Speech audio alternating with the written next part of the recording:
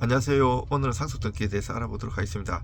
상속등기에는 법정 상속 지분대로 하는 법정 상속등기가 있고요. 한 사람한테 몰아주는 협의분할 상속등기가 있어요. 예를 들어서 아버지가 돌아가셨을 때는 자녀들이 하고 어머니가 이렇게 합의해가지고 엄마한테 몰아주자 이렇게 협의분할 상속등기를 하는 경우가 있고요. 여기에 따라서 필요서류라든지 그리고 절차라든지 세금이 다 달라요.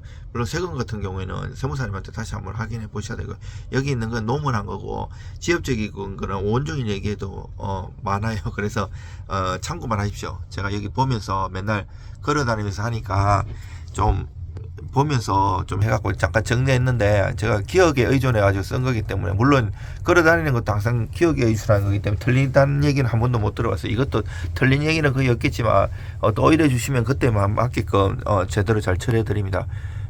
저는 2011년 17회 법무사 시험 참석하게 했고요. 저거 핸드폰 번호에 010-502-7230. 상속 등기는 단순히 명의만 바꾸는 일이 아니고요. 상속인 확정, 상속 방법, 법정 상속 등기를 할 건지 협의분할 상속 등기를 할 건지 이거를 선택하고, 취득세 신고 납부, 등기 신청까지 한 단계라도 틀리면 보증이 반복되고 가족 사이 분쟁이 불씨가 되기도 합니다. 그런 경우가 있는데, 부모님 돌아가시면 보통은 6개월이나 뭐 3개월이나 뭐 있어요. 세금 내는 거 지동록세. 왜냐하면 민법 186조와 187조가 있는데, 186조는 법률행위에 의한 물권 변동이고 187조는 법률의 규정에 의한 건데, 여기 상속 이런 게 있어요. 법률의 규정에 의한 거는 내가 등기를 안 하더라도, 등기하면 물권 변동 이런 거 안 하더라도 187조 같은 경우에는 이렇게 부모님 돌아가시면 상속인들한테 바로 상속이 돼요. 등기를 안 했을 뿐이지. 그런 거는 세금은 6개월 정도 내야 내면 가산세 없고요. 다 달라요. 물론 지방조례나 이런 거에 따라서. 근데 등기는 사실 기간은 없어요. 나중에 해도 되는데 빨리 하는 게 좋죠. 나중에 하면 더 분쟁이 생기니까. 그리고 이제 상속등기 실무에서 그게 법정 상속등기, 협의분할 상속등기 나뉘는데, 법정 상속등기는 법정 지분대로 하는데, 말 그대로 민법상 법정 상속분대로 공동상속인 명의를 등기하는 방식입니다. 예컨대 배우자와 자녀가 공동상속인이면 법정 비율대로 각자 지분이 나뉘어 공유 등기가 됩니다. 장점, 협의가 안 되어도 진행 가능, 분쟁 중에도 일단 등기 가능. 단점, 공유가 되면 이유 처분, 매도, 담보, 분할이 항상 공동의사를 요구해 실무적으로 불편합니다. 이럴 때 권합니다. 상속인지 연락 두절, 의견 대리, 합의서 등을 받기 어려운 경우. 두 번째, 협의분할 상속 등기가 있는데, 합의를 한 사람에게 몰아주거나 비율을 조정합니다. 공동상속인 전원이 협의해서 예를 들어 특정 상속인 1인 단독 소유를 하거나 법정 지분과 다르게 비율을 재조정하는 방식입니다.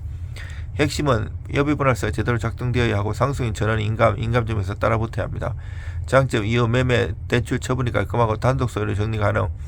단점, 상속인 전원이 협조하지 않으면 불가능, 서류 요건이 엄격하고요. 이럴 때 권합니다.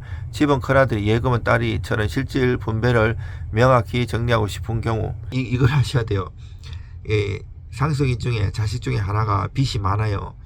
빚이 많아가지고 다른 형제나 어머니한테 협의분할 상속 등기하고 자기는 안 갖는 것처럼 하잖아요. 그러면 얘의 본 채권자가 민법 제406조에 갖고 사행위 취소성이 들어올 수가 있어요. 다른 어머니를 상대로.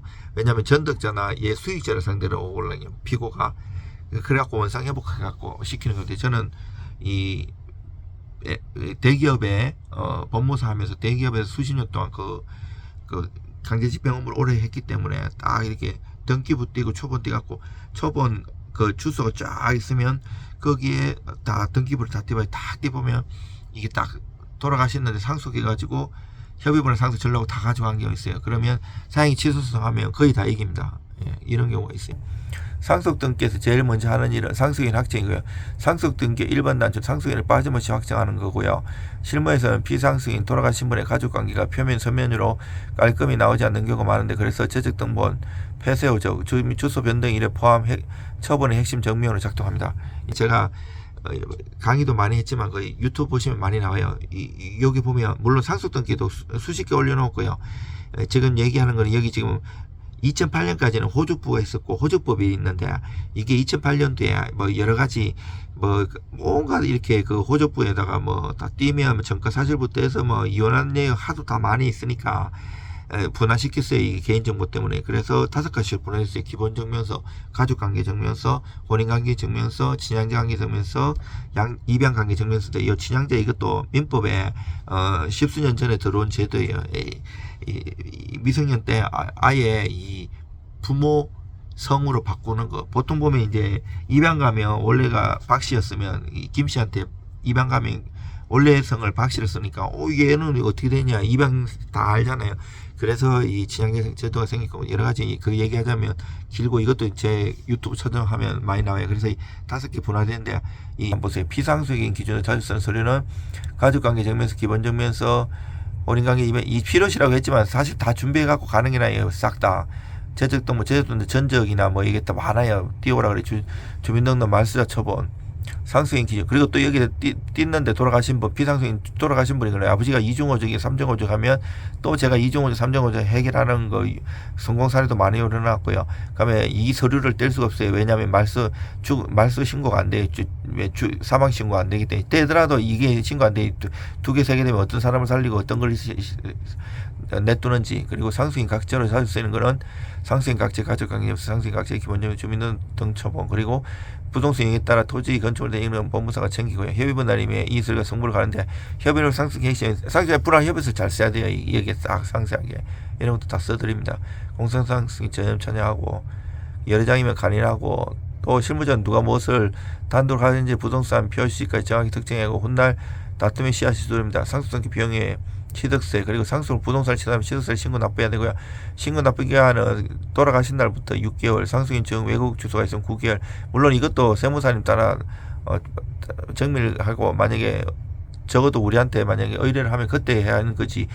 제가 이렇게 짧게 올려놨다고 야 이거 네가 그렇게 써놨지 이렇게 하면 본인 소송해도 본인들이 패소하십니다. 우리가 이기고요. 제가 면책 사유도 다 적어놨고 그거 잘 해결해야 돼요.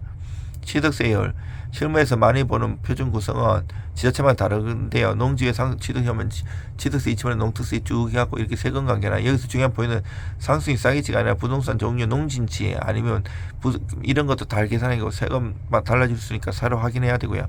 납부가 끝나야 등기하면 그래갑니다. 대부분의 경우 등기 시정에 취득세 납부용서 납품하게 하고 협의분할서 상속 등기에서 통상 세금 납부 정면 다 이거 물론 무슨 등기든 다 붙여야 첨부해야 돼요.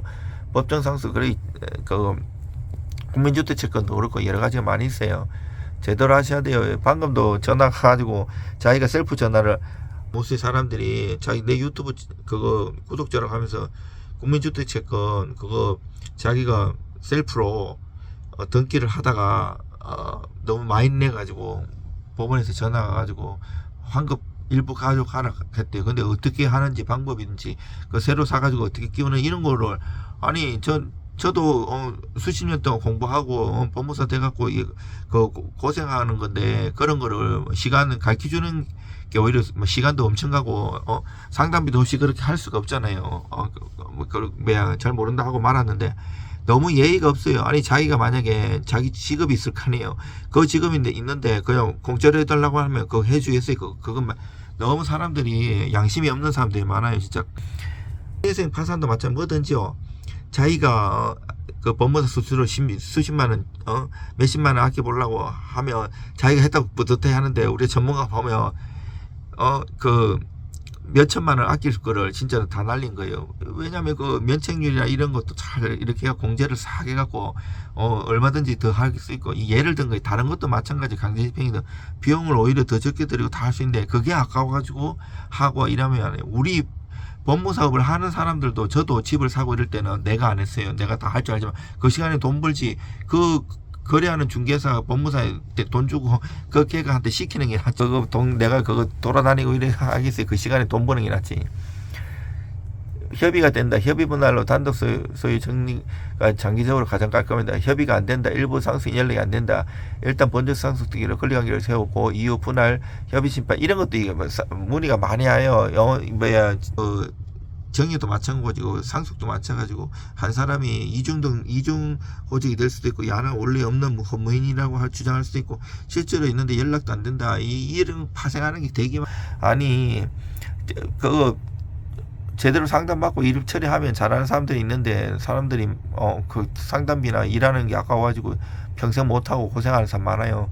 상속 등기는 감정이 클 수밖에 없는 영역이에요. 그래서 저는 등기만 처리하는 게 아니라 상속인 이게 등기만 잘한다고 되는 게 아니에요. 민사, 형사, 종합예술이기 때문에 다 잘하는 사람이 해야지 사고 안 나고 종합적으로 잘 해드려요. 상속 등기, 취득세 신고 서류도 이것도 의뢰 주시면 최선을 다해서 도와드리겠습니다. 만약에 도움되셨으면 좋아요, 구독 부탁드립니다.